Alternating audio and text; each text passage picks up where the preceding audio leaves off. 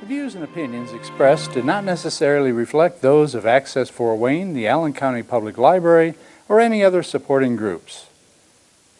If you'd like to produce a show, call us at 260-421-1250.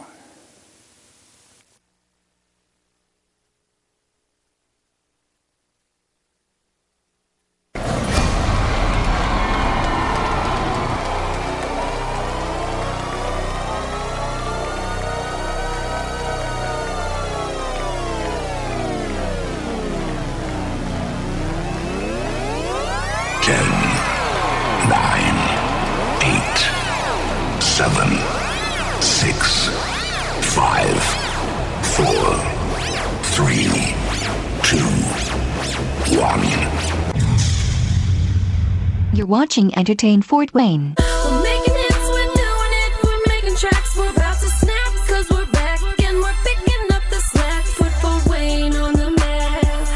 P-Dog, zigzag and flash, that who's your daddy pack. Sit back, relax, and take your places. We're here to make it for your entertainment. Who's your daddy stepping up, we're going places. So hold on tight, we're taking flight, we're here to make it. Hello, you're watching Entertain Fort Wayne. I'm your host and producer, Charles Osborne. Tonight, we have a very special appearance for you. We have Kevin Eads. He's an author from Florida. How you doing? Good and to see also a native from Fort Wayne, Indiana. Absolutely, born and raised. All right, hey, that's what we like to hear. Born and raised 260. Was it 219 or was it 260 then? Originally 219, but there we they go. changed it. I think about the time I was in law school, they changed the phone numbers in the area. So. Okay, I remember 219. Oh yeah, oh yeah. Why don't you tell us about some of your work? Well, there's so many. It's like, where do you start? I've been a writer with both Dark Moon Press and Schiffer Publishing. With Dark Moon, I've done a host of books, such as Fountain of Blood, which is my favorite book. Fountain of Blood is basically taking all the famous horror figures from the classic Universal and Hammer Studio age, the vampire, the werewolf, the mummy, the Frankenstein monster, and putting them into kind of modern day times with a little sense of humor drawn into it as well. Okay. We've got a story about a mummy who's resurrected at the Chicago Museum of Natural History, hitches a ride with a redneck truck driver to Memphis, Tennessee, because as you know, Memphis is one of the ancient cities of Egypt, and he hears the word Memphis, and he wants to hitch a ride to Memphis. So he ends up wearing cowboy boots, cowboy hat, learning a little bit of a redneck trucker language along the way, and makes it to the pyramid of Memphis, because they're in downtown Memphis, you have a large pyramid, so of course he's going to be attracted to something like that. And just a lot of other fun stories taking these classic creatures into a modern day tale. Oh, what's up?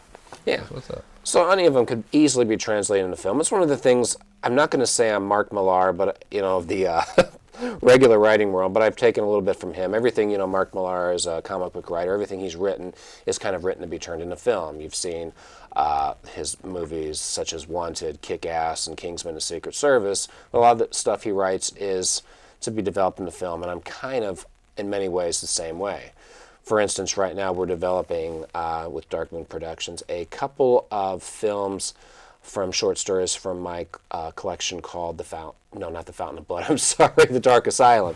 And The Dark Asylum is a collection of stories that are geared around old hospitals, asylums, orphanages, prisons, tuberculosis units, places that people kind of go against their will, places that people don't want to be, old, crumbling, decaying buildings.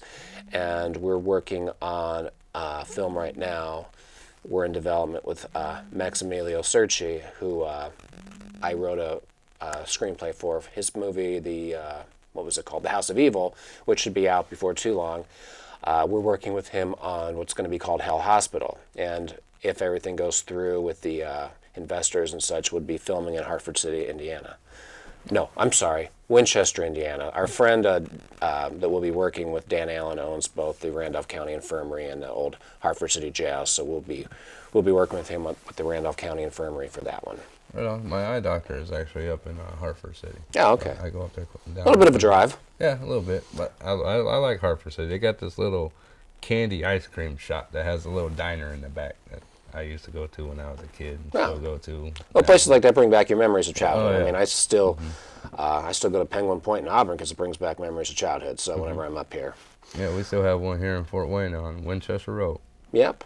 Well, as far as Hartford City, we're still working on developing a film called Gabriel's Trial that we'll be trying to film there. I'll be meeting with investors when I get back to Florida about this film. My other co-producers are meeting with investors as well. So once we get the money together, we'll be filming. So we're looking to do a lot of stuff back here in Indiana because there's 3 of us at the production company. One's in Buffalo, New York. Lynn Checkeye, she's awesome. Eric Werner's here in Fort Wayne, and I'm down in Melbourne, Florida. So we're all over the place. Right. That's what's up. Yeah. Spread out, though. Yeah, well, we were working on a TV show called Erie. It wasn't picked up. It was filmed. We filmed in Salem, Massachusetts. Salem's a great, exciting city with a lot of history. Besides just the witches, we also went out to the Lizzie Borden Bed and Breakfast, which is, I was like a kid in a candy store. Then again, my idea of a candy store is probably a little bit different than yours. Yeah, right. There'd be axes and whips and chains and other fun stuff. But as far as, we also did some filming in St. Augustine at the old haunted lighthouse, and I forgot where else. And then we filmed out in New Orleans, where New Orleans was amazing. It was brilliant, as the British would say. We were hanging out with the local vampires of New Orleans. There was one time we were hanging out at this bar, a big group of vampires, and Rush is playing. For me, I like Rush, but Rush and vampires just don't seem to go that well together. I'm still trying to fathom that. But we were hanging out with the vampires in New Orleans, Lord Chaz. If you guys are ever in New Orleans, you got to go check out Lord Chaz. He is an amazingly brilliant man, and you're just going to have the time of your life. He's the ultimate storyteller. He's one of those guys that you're just going to hang out with and be like, wow, I love this guy. He wears platform boots, big giant top hat, and will just spin a web of stories that'll keep you engrossed the whole time. We also had a chance to go out to the Myrtles. And the Myrtles, they don't film much in the Myrtles anymore because of, I guess, a show that happened there in the past. They did a few things they weren't supposed to. So we were very fortunate to get to film there and speak with the owner, who shared a lot of personal stories about, the historic plantation and such, which is considered one of the most haunted places here in the U.S. We filmed in an absinthe house, and I don't know about you guys, but I totally dig the absinthe. It's one of those things that if you haven't tried it, you have to try it. A wonderful drink with a nice licorice flavor, and it's supposed to, it's the drink that kills you, right? It was who was the artist, the little Frenchman during La Belle Epoque? I can't think of his name now. The little person. Napoleon? No, the artist. Letroc, I believe it was pronounced. And he, I guess he mixed a drink. It was either 2 or 3 shots absinthe with 2 or 3 shots of whiskey. He lived to be like 38. Bad liver, Didn't stick around very long, but no, the absinthe. 38 next week. The absinthe house was amazing. Because it was on Pirates Alley, and Pirates Alley is just a beautiful street with a great history. People would consider it haunted, and I can see that. But this had a pirates theme to it, and it was amazing. We saw and met so many amazing people along the way. I've made a lot of new friends across the country. From New York to Seattle. So I've been having a great time trying to put this together. Unfortunately, Erie America didn't get picked up, but we're working on another television show right now called Paranormal Road Trip, which will have kind of a similar concept of macabre tourism, but based more into paranormal, where the other was broad-based. This is a little more narrowly tailored to the paranormal. And we have a book also out called Paranormal Road Trip, which we're basing the show on. So if you guys get a chance, check out Dark Moon Press. Any of the books are available there, except for Erie America. Erie America is available at Schiffer Publishing. Okay. If you need some ideas for any paranormal investigation locations, I know quite a few here in Fort Wayne, like the Canton Inn. There's some history about some paranormal activity there. The Pfeiffer House. Oh, yeah, Pfeiffer House is great. I used to be in my brother was friends with the owner's daughter from the Pfeiffer House. We got to go hang out there. But I used to be in Indiana Ghost Trackers, Fort Wayne group, back when I lived here for a while. Oh, okay. So we got into some really cool places. The best was still up in Albion, the old Albion jail. I mean, if you ever get a chance, you've got to go. It's an amazing place. And that's the only place we ever caught evidence. Now, I'm one of those, I believe in the paranormal, but I'm also a bit of a skeptic. I want to see proof. I don't like these people that just run around saying, I have a feeling. I have a feeling. Ooh, I'm creeped out. It's like, okay, great. You got a feeling, but there's no proof. There's no science. There's nothing behind it. I like to see some evidence. And in all my time in paranormal research, we only had one piece of evidence from the Albion County Jail when we were at the prison part, and we got the EVP saying the word lockdown. So that was the only thing we ever got. Now, don't get me wrong, the greatest thing about when you're doing paranormal research is you get to go into these old historic buildings at night without being kicked out by the cops or getting in trouble. So, you know, because you've got the permission to be in there. So that was the greatest part of that. And my background was, before I went to law school, was history and political science. So I have a love of history. So getting to go to these places has always been, you know, a good time. Yeah, right. Especially not getting kicked out. Right. Yeah. Don't anything on that permanent record, you know. Right. Like trespassing. And Exactly. Things like that, because that goes a long way. Exactly. So it's cool that you get to do that, and like when we film on location, we ask permission. We have like a sign or something that says filming in progress. Right. Well, yeah, you got to go through all the permits and such with the cities or localities. You have to pay the bonds and insurance. Just a lot of things that go into it that people don't realize, even for a smaller production, because what we were doing was on a tighter budget and a tighter, you know, less time and such. I'm not going to say we weren't quite guerrilla filmmaking like a lot of people are, but 'cause we went the traditional route. But still, there's a lot of circles you have to jump through. Oh yeah. Oh yeah. Yeah. Even with regardless if it's a big or small production. Yeah, even the little productions we do here, we got to go through a lot of paperwork and sign a lot of permission slips. And if we get somebody's face on the camera, they have to fill out a waiver to say it's okay to have their face on the camera and things like that. So. I haven't signed my waiver yet. Oh. And here's my face. Yeah. Hello, everyone. It will be coming. No worries, I'm just messing with you. Tell me. Oh, would you mind telling us where we can find some of your books? Well, Like the online? best place is going to be online. I know there's always local bookshops that carry some of them as well, especially like Area America, a lot of the places that were in the book. But the best place is going to be Dark Moon Press for a lot of my fiction books, as well as Schiffer Publishing for Area America. Always you can find stuff on Amazon and BarnesandNoble.com and such. But I would recommend going straight to the publisher, Dark Moon Productions. There's a page describing me, you know, my history, my background and such, as well as my books, so you get a little bit of who I am. That's what's up. Absolutely. And with you being a Fort Wayne native, Fort Wayne, check out Kevin, man. You know, show him some support. He's from Fort Wayne. Yeah, show the love. That's right. Show it, spread it. You know, that's what we do. Love given is love got. We had a book signing up at the Bookmark on North Anthony this past Saturday, and it was a great time. A lot of people showed up. The people were so supportive there, and I ran out of books, so I'm hoping to come back in the next few months and do a few more book signings. Unfortunately, this was kind of a short notice trip. I was supposed to be up here last fall. I was going to be doing a book signing in a villa in Albion where I grew up as a child, and unfortunately I was hospitalized with a kidney stone, so I had to skip that trip. But I'm hoping to come back up and later this year, maybe around Halloween, and line up a few more book signings. Unless we come up for the movie. We're also, as I say, we're developing 2 movies, which we plan on filming in Indiana. So Indiana's always home. If I live here, or if I live in Florida, if I live, you know, in Europe or Texas, wherever I may live, this is always going to be my first home. That's right. Yeah, same here. Same here. I've lived in several places before too, and just seem to always come back. Because there's nowhere like where the heart is. And that's, right. Well, I've got a lot of amazing friends. As I say, I was born in Fort Wayne. I grew up on a farm outside of Avila, Indiana, from about till the end of my 9th grade year. But I went to private schools here in Fort. I went to Colonial Christian from K to 6, and then I went to Blackhawk Christian from 7 to 10, and then I went to Northrop High School from 11th and 12th. Oh, okay. Then I went to IPFW and had degrees in history and poli-sci. I was student body president back in the 90s. Phi Kappa Theta fraternity. I own a road chapter, so all my Phi Caps out there. And, you know, I had a great time, and then I went to law school in Fort Lauderdale, Florida at Nova Southeastern, where I focused on international law.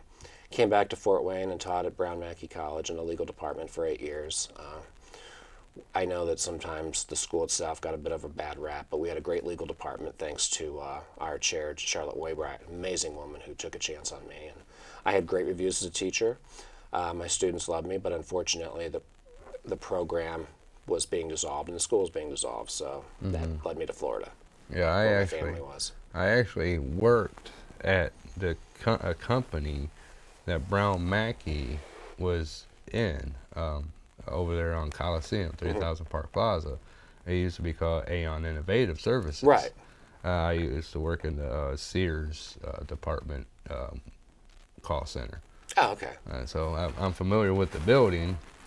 And Yeah, we took over the whole building after a while when the school just grew exponentially, but things changed, markets changed, and it was unfortunate. But I was grateful for the time I had there. I made a bunch of amazing friends. I'm still friends with many of my students. I've seen them go on to do many things. One of them is getting ready to graduate from law school at Indiana Tech. oh, Yeah, this spring. So it's wonderful to see. See yeah. that. See of them go so far. Yeah, exactly. And you like to be just a little small part of that. Mm-hmm. And then I just found my way into writing. I think I've always been a creative person. I started writing as a small child. You might write your poetry, your short stories and such.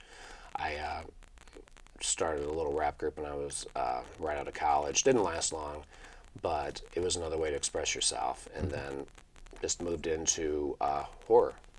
Screenplays, short stories, novels, and also some research books, mostly with macabre tourism, dark travel, and such.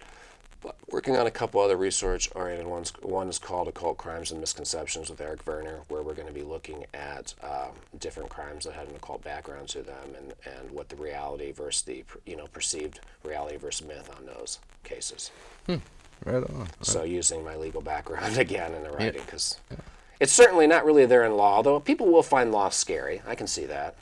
And just like they find politics scary, and I've done some short stories dealing with politics and horror. I'm working on a novel right now on a vampire politician, so my mind's always working.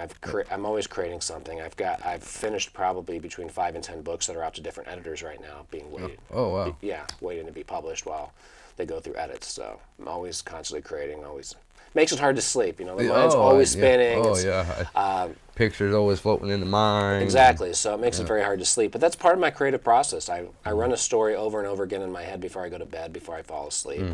And after a couple weeks, I start writing things down. Sometimes I'll just take a notebook and write it down. Sometimes I go right to the computer.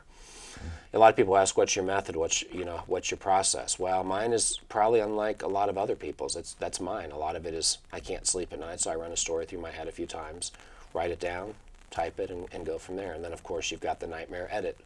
Well, you do edits here in film, which is a little bit different, but edits are always a nightmare. It kind of is for this, too. It's a lot of rewinding and fast forwarding and, cut here, cut there. Yeah, when we were filming, we would be up at 6 in the morning. You'd have your breakfast with the cast and crew, and then we'd be out on the set filming all day, till late at night. We'd go have dinner, and then we'd go back to wherever we were staying, the hotel or people's houses, and go through the dailies and look at what we did, and get to bed after midnight and do it all over again. Yep. But if you love what you're doing, something like that, we love what we're doing, I could go on no sleep. When you hate what you're doing, you have that job you hate, it's 4 hours feel like 12 hours, Right. and every day seems like an eternity, and you want to sleep 12 to 24 hours during that time, and you might need it, whereas if you're doing what you love, the sleep isn't as important, and it's a whole different ballgame. Like with me personally, my mind and I will go and I'll be creative for days and nights and nights and nights and nights, to where the only time I get any sleep really is just when my brain is just so tired it just shuts off. And then that's when I get at least 2-3 hours sleep. Then I'm back up and creating some more. Yeah. Well, that's the thing. I've always got ideas. I'd written a lot of short story collections in the past, and a lot of times it's based on themes. One of my other most popular books is called The Hurricane. The Hurricane, as I mentioned with Fountain of Blood, was classic horror icons. The second that I mentioned, Dark Asylum, was these old buildings that people go against their will. The Hurricane was storm-related stories, because storms can also have an air of mystery, excitement, and horror. And there, the main story is dealing with a man going to meet his father in Key West, reconciling after decades apart, or maybe not decades, but years apart. He's going to reconcile, and at that time, a hurricane comes in, and the hotel he's staying at is being run over by vampires. So you take the one element, and add it. I've got one with a blizzard growing up, and it was basically set outside of a villa where I was from, on a farm where I was from. So you take I was taking a lot of my childhood memories and incorporating them into stories. Oh, right on.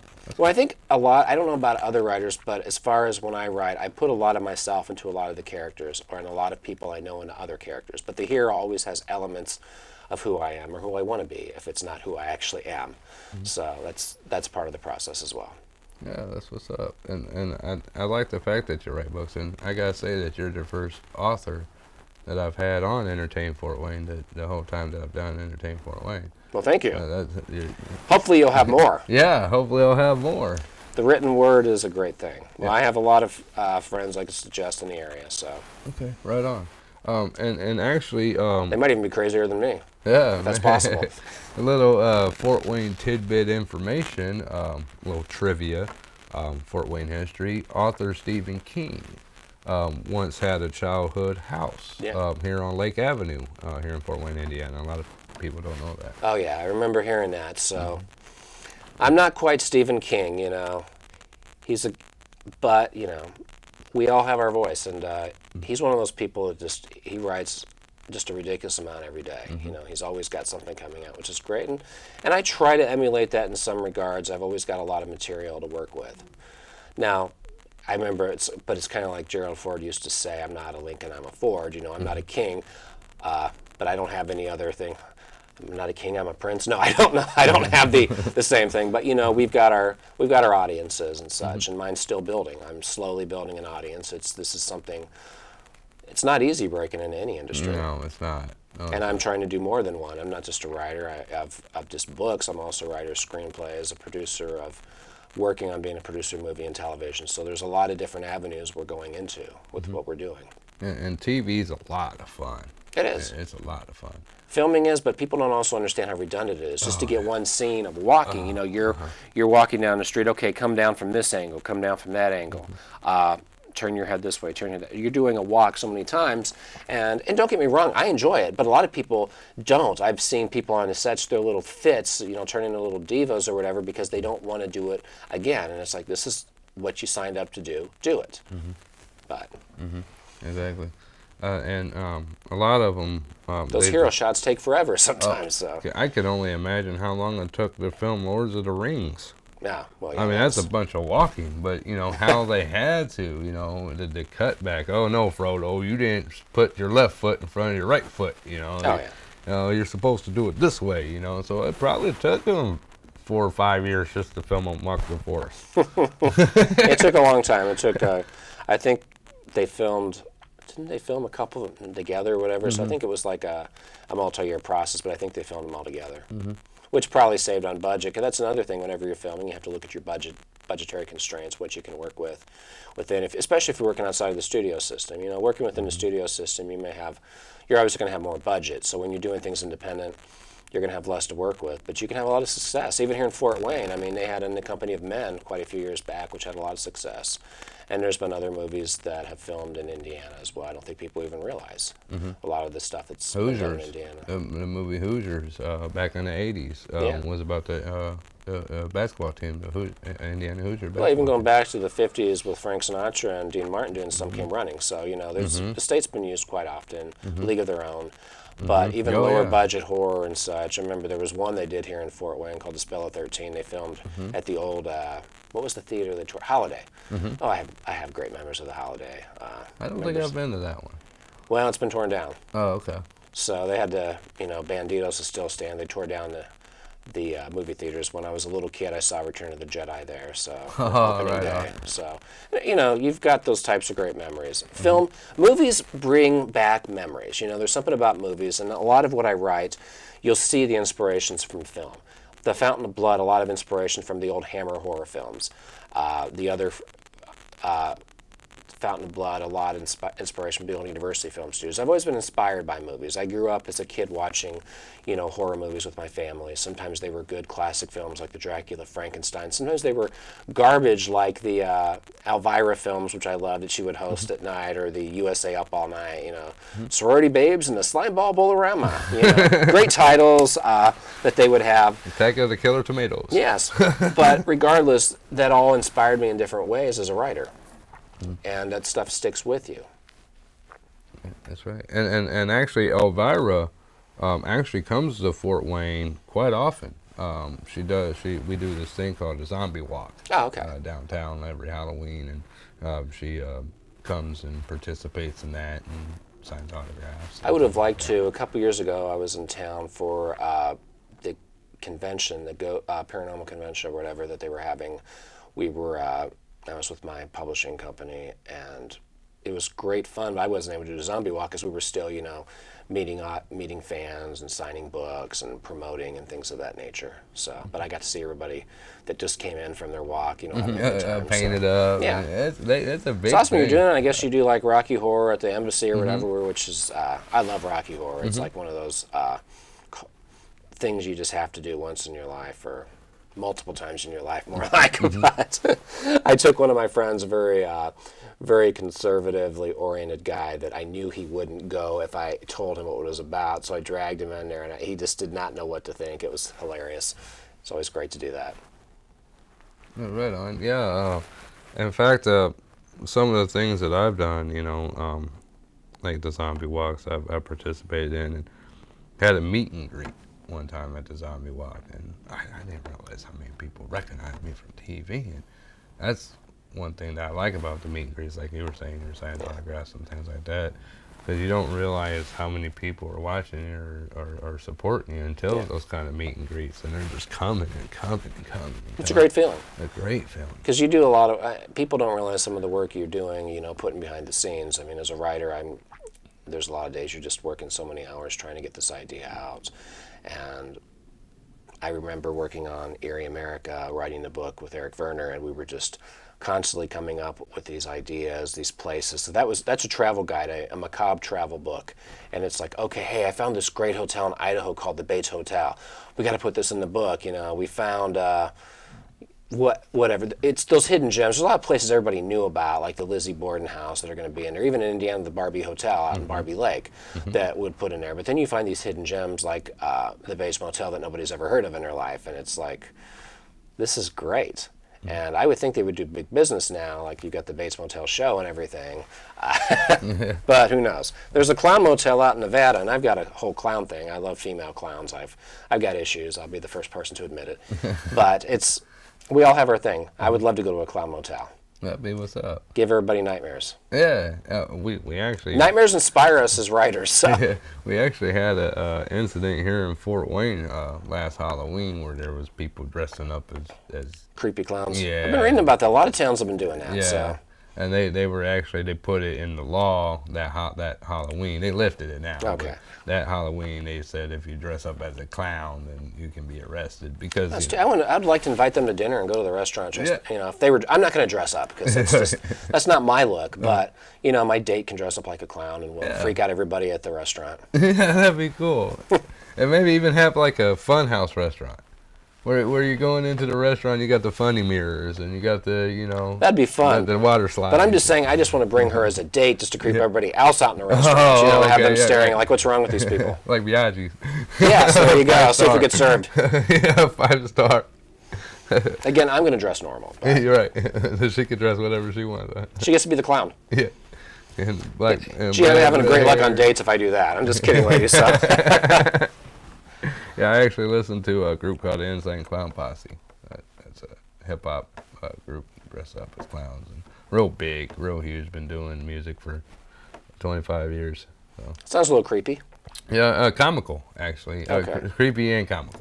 If you happen to, bored one night or something, want to YouTube them or something, it'd be like I'll probably have nightmares that night, won't I? Yeah, well, they're not that scary. No, I mean it's rap music. I'm just Yeah, rap is getting kind of crazy. It's not what it used to be. It's not what it used to be. I grew up in the Run DMC, Houdini, Dougie Fresh type of days where Big Daddy Kane. right, classic. I mean, now it's considered classic. Then it was cutting edge. Yeah, right. Fat Then you Boy. realize you got old. Yeah, right. When Okay, I'll say older. yeah, I'm when not I'm, quite when there I'm, yet. when I'm talking to these teenagers about the Fat Boys, and they're like, "Who's the Fat Boys?" I was like, "The Fat Boys are back," and just to bring them back, you know. Absolutely. Well, the one's gone now, so. No, I the know. human beatbox. So. Yeah, the human beatbox is going. Rest in peace on that. And then one of the guys from Crisscross passed away too. Oh, okay. So, and that's sad. Well, that's kind of crazy seeing a lot of. Oh yeah, artists like because that it's not pass like away. we're that old. I mean, I it's know, not like our right. parents' generation when you start seeing them. You know, Like Marion Tyler Moore, that, you know, we kind I of. remember Glenn Fry and David Bowie and people like that. It was and George Michael, and it was like, wow. Well, Kevin, I really appreciate your time, bud. Oh, not a problem. Yeah, it looks like we're running out. I just got the cue card. So. All righty, very good. Well, thank you so much for having me. Yeah, and, thank you. Be sure to check me out. Facebook, Twitter, Yeah, Instagram. Why don't you show them your links real quick? Yeah, like your. I'd have to send them to you. Oh, okay. Or you can find me on Dark Moon Press, and do that. Schiffer Publishing. Okay. Then I'll get that information on there for you guys. All right, thank you so much. Yep. Thank you guys. Thank you, Fort Wayne, for watching. And check this man's books out. He's a Fort Wayne native just like you. Don't let him down.